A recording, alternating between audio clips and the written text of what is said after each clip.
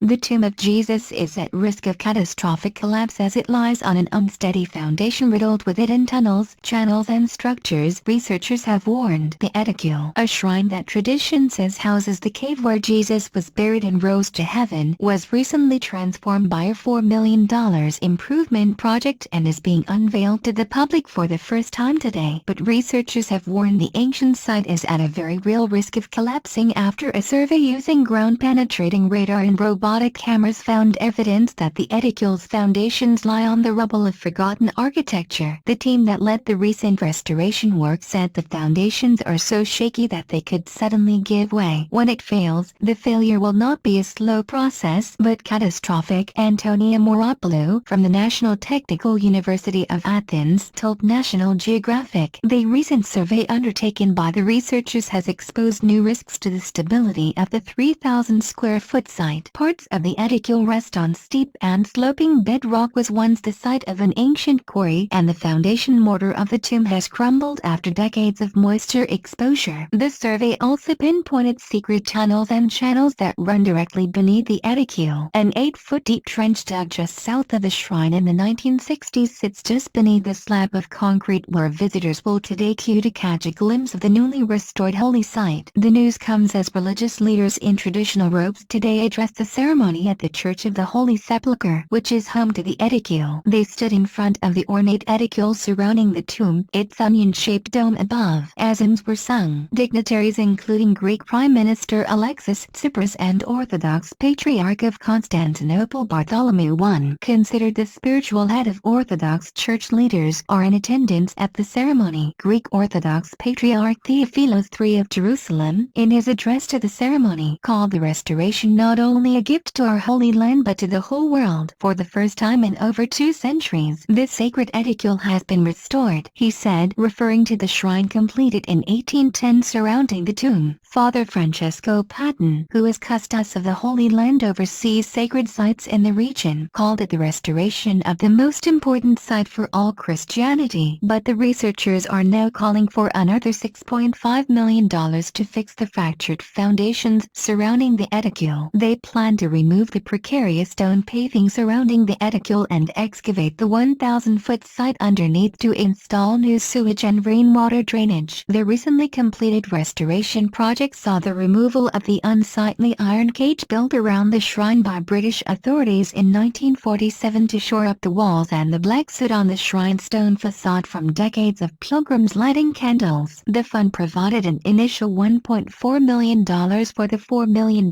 restoration, thanks to a donation by the widow of the founder of Atlantic Records, Jordan's King Abdullah II, and Palestinian President Mahmoud Abbas also chipped in about €150,000 each. Along with other private and church donations, Burnham said, the limestone and marble structure stands at the center of the Church of the Holy Sepulchre in Jerusalem, one of the world's oldest churches, a 12th century building standing on 4th century remains. The shrine needs urgent attention after years of exposure to environmental factors like water, humidity and candle smoke. 3 main Christian denominations jealously guard separate sections of the church, but they put aside their long-standing religious rivalries to give their blessing for the restoration. In 2015, Israeli police briefly shut down the building after Israel's Antiquities Authority deemed it unsafe, and repairs began in June 2016. A restoration team from the National Technical University of Athens stripped the stone slabs from the shrine's facade and patched up the internal masonry of the shrine, injecting it with tubes of grout for reinforcement. Each stone slab was cleaned of candle soot and pigeon droppings, then put back in place. Titanium bolts were inserted into the structure for reinforcement, and frescoes and the shrine's painted dome were given a facelift. The restorers also made some discoveries. On October 26, the team entered the inner sanctum of the shrine, the burial chamber of Jesus, and temporarily slid open an old marble layer covering the bedrock where Jesus' body is said to have been placed. Below the outer marble layer was a white rose marble slab engraved with a cross, which the team dated to the late Crusader period of the 14th century. Beneath that marble slab was an even older, gray marble slab protecting the bedrock, and mortar on the slab dates to the 4th century, when Roman Emperor Constantine ordered the Church of the Holy Sepulchre built. The restorers have cut a small window from the shrine's marble walls for pilgrims to see. For the first time the bare stone of the ancient burial cave. "It seems we are in front of levels of history that are validated," said Antonia Moropoulou, who supervised the renovation.